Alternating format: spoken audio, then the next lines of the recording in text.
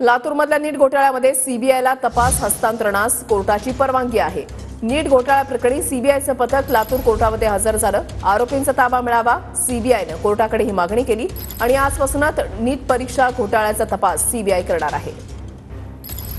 नीट परीक्षा गैरव्यवहार प्रकरणी लातूरमध्ये सीबीआयचं पथक दाखल झालेलं आहे। या पथकानं न्यायालयामध्ये हजर होऊन न्यायालयाला तपास हस्तांतरण करण्याची परवानगी मागितलेली आहे।